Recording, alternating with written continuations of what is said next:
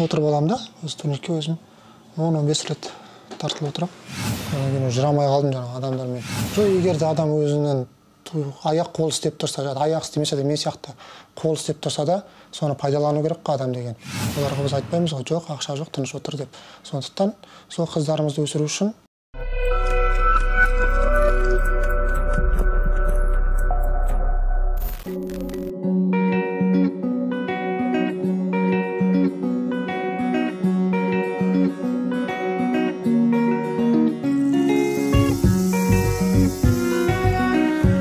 осындай жаттығу жасап, бастағанда осыған шығам, осындай градуста тұрып. Даланы қарап отырам. Аяқтарыма сигнал жіберем, қозғалтуға. Қозғалатындай, постоянно жатам ба. Лежачий положение жатқаннан кейін давление төмен түсіп кетеді, соған шыққанда давление нормаға келеді. Тігіне тұрғаннан кейін қан айналып, мен өзі қан айналу процесті не ғой? Тез ақырын жүреді ғой, аяқтар қозғалмағаннан кейін. Төменге түседі, көтерілу ойын ба сонда? Иә. Емінші тұрғанда осылай бас айналып кетеді. Еді. Аз-аздап градусын 40 градус, 60 градус, 80 градус қосылып көтере берем. Сосын жаттығулар жасайсыз ба күнде? Иә, жаттығу жасаймын. Күнде инструктор келеді. Онымен 1,5 сағаттай жаттығу жасаймыз. Осы жерде. Мынау аппараттармен ғой да? Иә, мына шведский стенка бар. Турник бар, осыған тартылған шведский стенкаға инструктормен бірге әдізерлеп тұрамыз. Турникке сондай әлі тартылып жүрсіз ба? Мысалы, бұрындағы армейский нормативтеріңіз есіңізде шығар әлі? Иә, турникке де тартыламыз. Отырып аламын да, осы турникке өзім 10-15 рет тартылып отырам.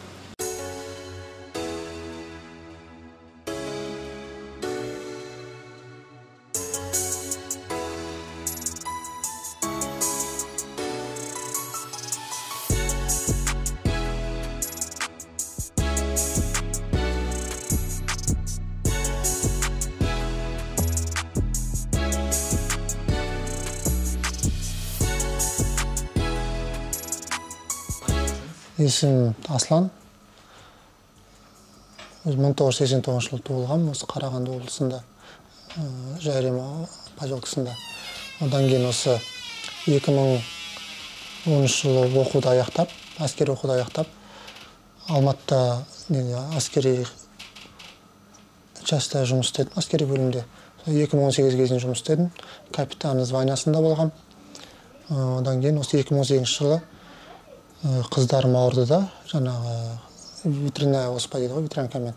Содан кейін маған да жұғып, кішкентай кезімде ауырмаған екем, сосын маған да жұқты да. Сонымен мен де сол басында басталды.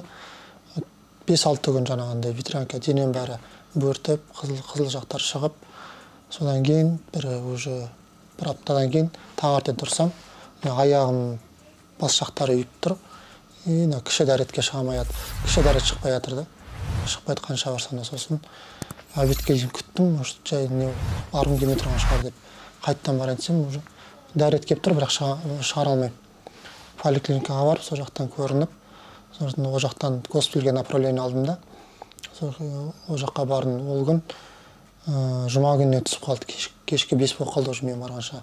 Барсам тек қана дежурный врачхана бар екен. Барып, мені алды да, сол жақтан инфекционный больницаға, инфекционный отделениеға жатқызды. Ол жақта 2-3 күн жаттым. Сол жатқаннан кейін ертесі күннен бастап аяқтарымы жоғары көтеріп үйі бастады.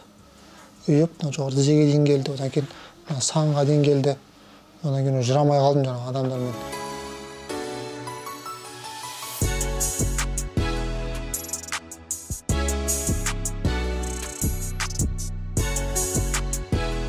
Басында ауырғаннан бері қалай ауырып, больницадан шыққаннан кейін біраз өз адамда күйзеліс болады ғой.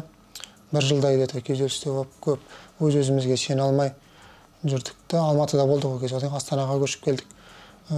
Өз қызымыз 1-ші классқа, үлкен қызым 1-ші классқа барған уақытта не болды? Қашанға жата береміз біз? Мемлекеттен бәрібір көмек болмайды, оған сенім керек жоқ. Ешкім мен ауырып жатса маған ешкім ойбай сен Аслан ауырып жатқан екенсің ғой, бір нәрсе саған мынауды әкеп бермейді ғой. Өз күнімізді өзіміз көру керек. Сондықтан сол уақытта өзіміздің туысқанымыз осындай машинка алған екен, бір 4-5 машинка. тігетін кәдімгі машинкасын, кестелеу машинкасын. Содан сол бізге предлагать етті, осындай машинка керек па сендерге, мен қазір үлгермеймін жұмыс істеуге. Осыдан жұмыс өздерін үйреніп жұмыс істесеңдер болады деп. Оған біз келістік та, келісіп жаңағындай курсын іздеп, Дәулеттің жұбайы Лаура деген кісіге хабарласып, сол кісіден курс алып, үйреніп, осылай соған жұмыс істеп кеттік қазіргі таңда. Бастағанымызға бір ноябрьда бастағанбыз, 2020 ноябрьында бастадық, содан бері бір жарым жылдай болды. Жақсы, қазір үйреніп, барлығын көптеген басында тек қана сұрт нетін сүлгілерге ғана тігетінбіз, кестелерді. Одан кейін халаттарға үйрендік, осындай жайнамазға көшіп жатыр. Адам үстіне футболкаға, кофталарға тігуді бәрін үйреніп, қолымыздан келгенше істеп жатырмыз. Тапсырыс қалай болып жатыр? Тапсырыс әсіресе мереке қарсаңдарында көп болады. Өйткені ол сыйлыққа арналған дүниелер ғой, біз жасайтындар сол. Мереке 8 наурыз, 7 мамыр, жаңа жыл деген сияқты осында ораза айында жақсы тапсырыстар болады. Ал күнделікті аптасына 2 рет, 3 рет сондай болып тұрады.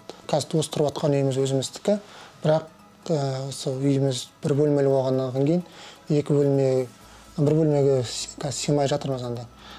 Аппарат бар, заттары бар толған. Сыймағаннан кейін өзіміз ойлап отыр, 2 бөлмелі үй алсақ па, осы үйді сатып, 2 бөлмелі үй алсақ па, соны жоспарлап отырмыз, қарастырып. Егер де адам өзінің аяқ қол істеп тұрса, аяқ істемесе де мен сияқты қол істеп тұрса да, соны пайдалану керек қой адам деген. Тек қана жата бермей, мен ауырдым, бітті, маған көмектесіңдер деген, көмектесіңдер саған ешкім көмектесе бермейді ғой. Өзіміз артында қыздарымыз бар, 2 қызымыз бар. Соларды мектепке барады, олардың да өскен сайын өздерінің талғамдары көбейе береді. Оларға біз айтпаймыз ғой, жоқ, ақша жоқ, тыныш отыр деп. Сондықтан сол қыздарымызды өсіру үшін, ел қатарлы өмір сүру үшін осындай неге бар, осындай кәсіп бастап, өз табысымыз тауып жатырмыз.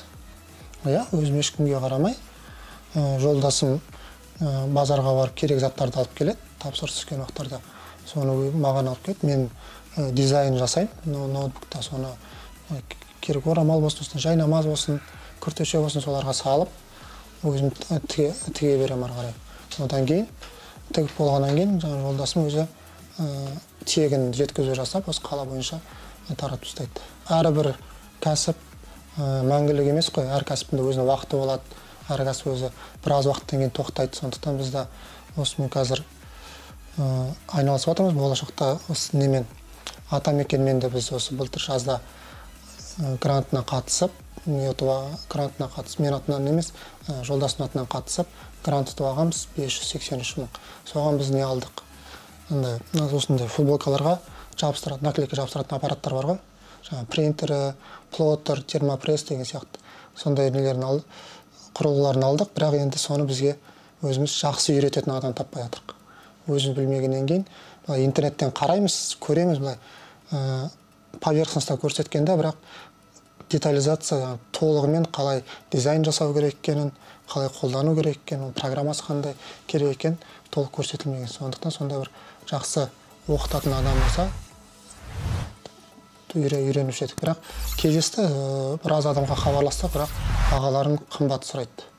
100 мыңнан жоғары, 200 мың сондай сұрайды. Ондайға біздің дәл қазір уақытта қалтамыз көтермей тұр ондайға.